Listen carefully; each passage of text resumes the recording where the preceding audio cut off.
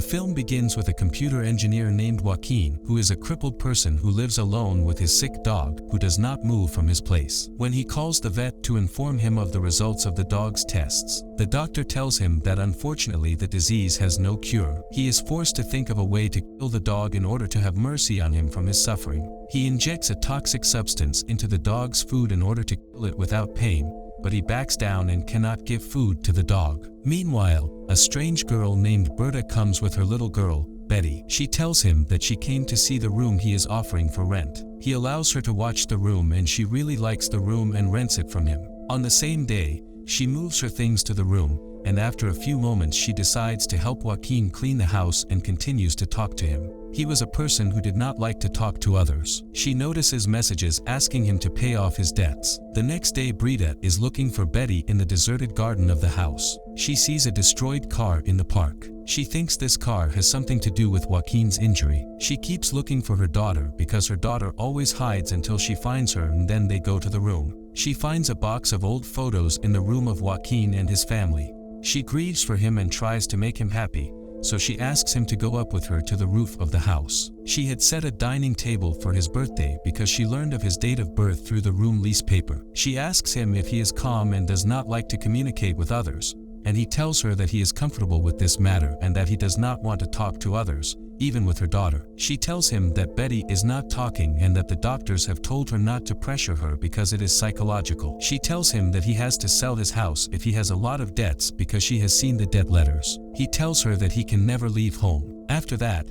they spend the evening together. He begins to like her, and he also notices that Betty is beginning to approach the dog, and he also notices that the dog is trying to stand on his feet that he supposedly cannot stand on. He spends most of his time in the cellar and repairs appliances in order to pass the time and entertain. Then he hears a voice coming from behind the wall behind him, and he hears that there are people talking and saying to stop digging because their neighbor might feel them, until they try to wait in order to make sure that no one hears them. Meanwhile, Berta talks to him and tells him that his dog started to move a little, and for that they will celebrate this occasion, and she will cook lunch, and she asks him to join her in the kitchen. But before he goes, he puts a microphone on the wall and records everything that happens behind the wall so that he knows what is happening. After he finished his lunch, he came back to listen to the recordings on his computer. He knows that there are people waiting for him to come out of the basement in order to complete their work. They knew that he had come out of the basement because of the sound of the elevator. After that, he hears the sound of digging, so he records all the notes he hears and writes down all their names. He decides to watch what is happening, so he digs a small place in the place and inserts a small camera in order to monitor them. And he puts a device on the wall where the camera is so that Berta won't notice when she comes. He lets the camera shoot and decides to cancel the room lease with Berta in order to get her out of the house. But she gets upset about that and tells him that he will throw her in the street with her daughter. And she tells him that he doesn't want anyone in his life because he likes his miserable life. She tells him that there is an attraction between them because she saw him looking at her with admiration, and she tells him that she also likes him, but she asks him what exactly he wants. He tells her of his decision, but she tells him that he must think of the child if he decides to kick them out of the house. He spends the night watching them and discovers that they only work at night. The next day, he tells Berta that he has agreed to let her stay at home. He tells her to finish breakfast and then she should come to him in the cellar because he wants to show her something. He turns on the camera recording and he notices people digging. He wanted to know what they were doing. Among them was a man named Galarito. Someone came to him and wanted to meet him. He notices that the guest is Berta, who is with him in the house, and she is in a relationship with Galarito, and she came to the house in order to keep an eye on him until they complete their mission. Meanwhile, she is talking to him, and he tells her that he will come to her, and that she does not need to come to the basement. He is trying to talk to the girl in order to get close to her. Berta walks out and leaves them. He notices that Betty is talking to his dog, even though she refuses to talk to anyone. So he took the dog's collar and installed a listening device to hear what the little girl was talking about. He was observing the diggers in their every move through a camera. He notices that they are making a cart to transport something. He speculates that they are not digging, but rather making a tunnel under the house. They are talking about a plan that must end on the 24th of the month, and that they have only 8 days to complete their work. He notices that they are beating a person because they found a message on his phone to a number, and written in the message is the address of the bank they intend to rob through the tunnel. They are beating him so that he confesses to who sent the message. He tells them that he sent the letter to his girlfriend because she asked him to tell him the location of the bank. Galarito tells him that he did something wrong and that he must pay the price because his girlfriend could guess that he had something to do with theft and thus report him. So they are all in danger. Galarito gets rid of him in a brutal way. After he saw what happened, he went to Berta and talked to her, and they had a drink. He put sleeping pills in her drink while telling her that he knew everything about the gang and her involvement with them. She tells him that they will kill him if they find out, and she tells him that she has nothing to do with what is happening. He gives her a hypnotic injection and sets her phone's alarm for 6 hours, and he chains her to the bed. The next day, he was planning to dig too, and then he goes to Berta, who wakes up and finds herself tied to a rope in the bed. She tells him that she is helping Galarito because he loves her and will help her raise her daughter. He shows her the video in which Galarito tortured a gang member and then killed him. He leaves her and decides to go down to the basement because he decided to steal the money from the gang. He starts digging the ground when the gang was not there so that they would not notice the sound of digging. He continues to monitor, and he also knows that there is a problem facing them, because a large water pipe has appeared in front of the road to their excavations. So they took an extra day digging and changing the cart in which they would transfer the money to a locked animal crate.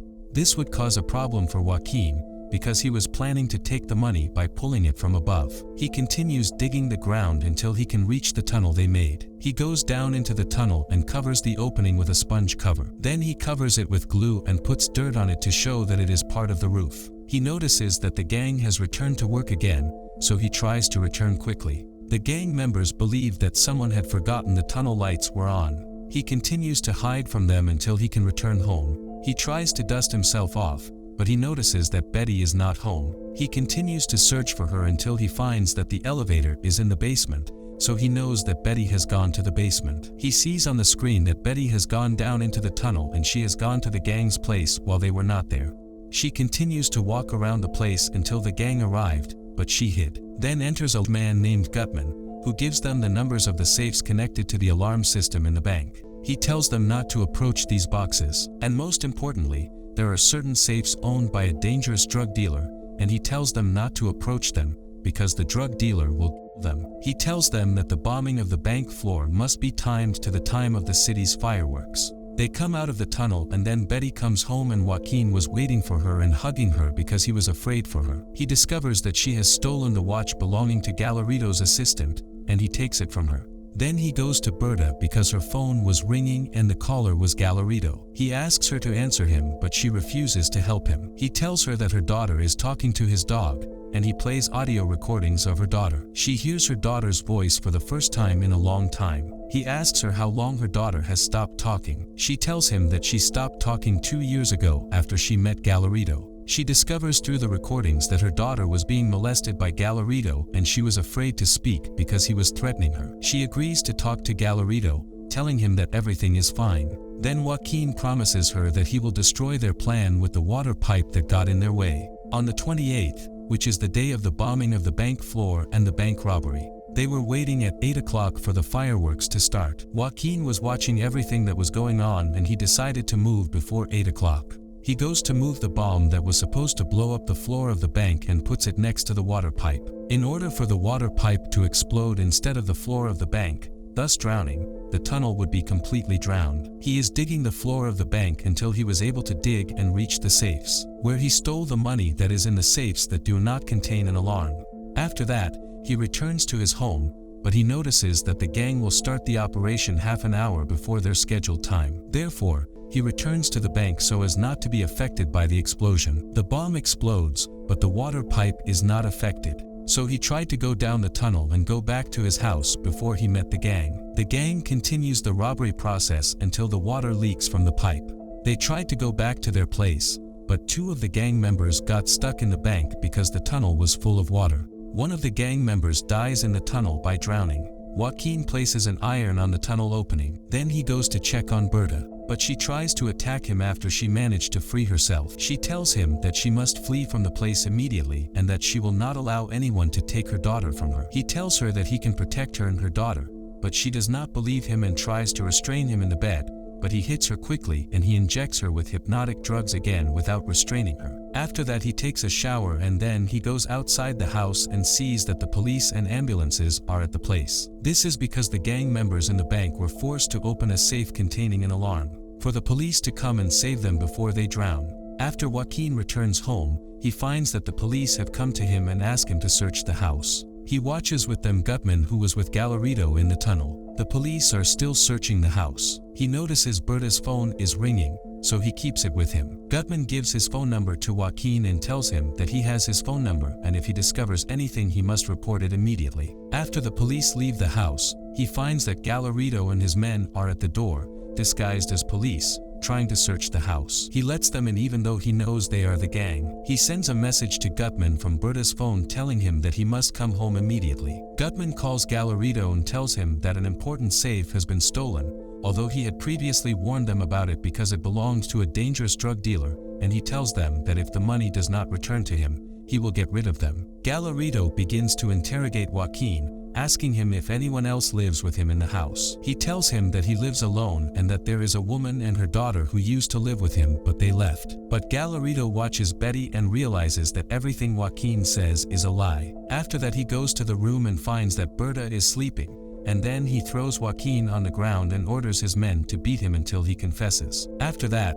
Gutman calls Berta and says he has arrived home. Gallarito begins to suspect him too and asks him for an explanation as to why he called Berta's phone. He gets angry and decides to kill all of them. Joaquin speaks to Gallarito's assistant by his name, asking him to confess what they were up to. He knew their names and surnames because he had been watching them for some time. He did it to make Gallarito suspicious of everyone. He tells him that he knew all about them through his assistant. He tells him that if he does not believe him, he must open the library in front of him. He goes and finds his watch in the library. Joaquin tells him that the aide forgot her while he was in the room with Berta. Everyone starts to get rid of each other because they are starting to suspect each other. Then Berta comes out of the room and finds a gun in front of her, and she kills Gallarito. Then she goes to check on her daughter and Joaquin checks on them too. Gutman is still alive and he tells them he's going to dispose of all these bodies and keep the police away for half the money. Joaquin tells him he has tapes that are ruining his life. Gutman thinks of doing something, so he goes and takes the dog's poison biscuits and eats them. He threatens Joaquin that he will kill Berta and her daughter unless he gives him the money. He tells him the whereabouts of the money,